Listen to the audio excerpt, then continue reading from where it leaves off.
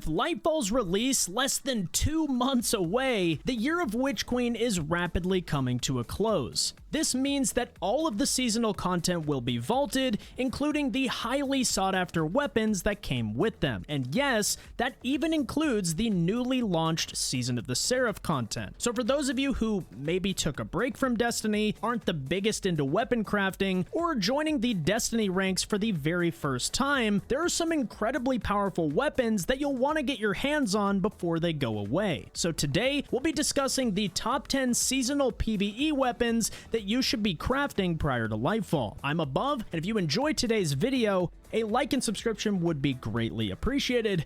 Now, let's get into it. Alright, so you're probably wondering, Above, what's with the urgency? We have 2 full months to do this. Well, first off, we're capped on the number of crafting resources we can hold at any one time, and this currency goes pretty quick once you start to use it. And second, if you slacked on any seasonal content like I did, you may not have the vendor upgrades unlocked for a guaranteed weekly red border. And even if you do, it'll still take several weeks just to craft one weapon. I think you get the point. The sooner you can start working on these, the better. And with that said, let's start in chronological order. First up, we have Season of the Risen, which launched alongside Witch Queen. This seasonal loot was actually really good, and a lot of it comes down to Land Tank, the seasonal origin trait. Origin traits are passive benefits tied to a specific weapon foundry or activity source, and in this case, Land Tank provides up to 30 resilience and a 15% damage resist at maximum stacks. And all you have to do is get kills to proc this perk. First up, we have a 720 RPM auto rifle by the name of Sweet Sorrow. This weapon feels great to use because it has extremely clean sights and some really synergistic perk combinations. My preferred role is stats for all in column 3 and 1 for all in column 4. You tag 3 enemies and gain an insane boost to your range, handling, stability, reload speed, and damage for the next 11 seconds once you have this bad boy crafted. So you're not only more survivable because of Land Tank, you also have really solid damage even in underleveled content. This thing is an absolute workhorse, and I highly recommend crafting one as it's easily one of the strongest auto rifles in the game. Next up, we have Thoughtless, a 72 RPM sniper rifle that made waves when it was first introduced to the game. This adaptive frame sniper rifle was the first to come with overflow, where picking up a brick of special ammo overflows the magazine to double its capacity. This is complemented by firing line in column 4, which means that once you have this crafted, you can fire up to 17 consecutive bullets without reloading, all while having a 20% damage buff. This weapon's sustained damage is up there with some of the best special weapons in Destiny and can easily synergize with Font of Might for even more damage stacking because this weapon is stasis. If you don't have a team to raid with, this is a very worthy alternative to Succession. The last weapon I want to mention from this season is Explosive Personality. This is currently the only solar waveframe in the entire game, and it's actually really good. It comes with several top tier perks, including Stats for All in column 3, and 1 for All, Golden Tricorn, and Frenzy in column 4. My ideal role would once again be Stats for All paired with 1 for All, as waveframes are almost always tagging several enemies at once. This perk combination gives this weapon the damage that waveframes can sometimes lack in higher level content, not to mention that you'll almost always be at max stacks of Land Tank for top tier survivability. Once again, if you're not much into raiding, this is a solid alternative to Forbearance, the current king of waveframes.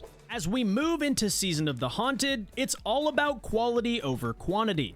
This season launched alongside the Solar 3.0 update and brought the highly popular Incandescent perk to the game. After being unsunset for like the 11th time, the Callus mini tool showed us just how strong this perk could be. In column 3, you have Threat Detector, a fantastic perk for close range weapons like SMGs and sidearms, and you can pair this with Incandescent to become one of the best ad clear primaries in the game. It also comes with the Midas Synergy origin trait, which grants you improved handling and movement speed, which pairs so well with Threat Detector, making this weapon feel so good to use. If you don't already have one, the Callus Mini tool should definitely be at the top of your priority list heading into Lightfall. The final season of the Haunted weapon that I'll be recommending today is Bump in the Night. This one may come as a bit of a surprise, but adaptive and aggressive frame rockets have been dominant since the rework during Season of the Risen. Hothead's been a popular option due to its damage perks, but everyone is sleeping on Bump in the Night and the insane DPS that Chill Clip can do. This rocket is not only insanely good against barrier champions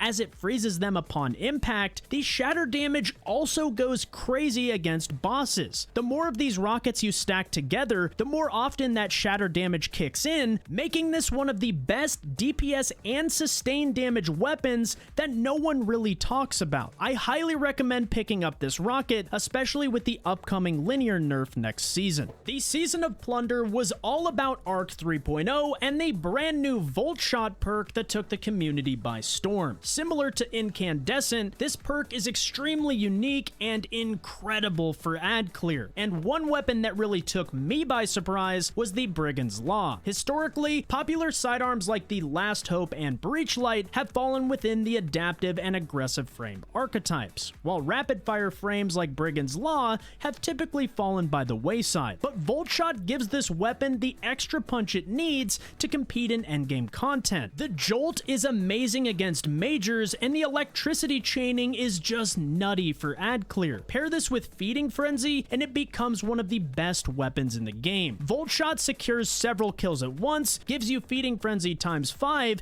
and you're right back to slaying ads with ease. In my personal opinion, this is by far the best PvE sidearm in Destiny at the moment, and you should definitely get your hands on one if you can. Next up, we have the Tarnished Metal, a 200 RPM Arc Scout rifle from the Season of Plunder. Though this thing has some pretty gnarly sights, it makes up for it with the truly unique rolls that give it a well-deserved place in the sandbox. Tarnished Metal is the only scout in the game that can roll with Volt Shot, and is just one of 2 Arc Scouts that can roll with explosive payload. Lightweight frames are meta picks in the Grandmaster playlist, while rapid hit and explosive payload is a desirable role for just about anyone. If you want to have fun with grenade-focused builds, you can go with something like Demolitionist and Volt Shot to have your abilities up at all times. If you can get past the sights, this thing is a beast, and I definitely recommend crafting one. And finally, we're moving on to the current season of Destiny in Season of the Seraph. This has probably been my favorite season so far this year, and a lot of that comes down to the loot that came with it. First up, we have the Fire and Forget. I actually did a video on this weapon at the start of the season, covering just how strong this weapon can be. This is an aggressive burst linear fusion rifle that is also part of the Viced Foundry. Now, what's crazy about this weapon is the fact that each hit in the 3-round burst has a chance to proc Vice Stinger. So you basically never have to reload, which makes its damage output insane. This thing is a ton of fun to use and is a great substitute for Reed's Regret if you don't play Trials. If linears don't get hit hard enough in Lightfall,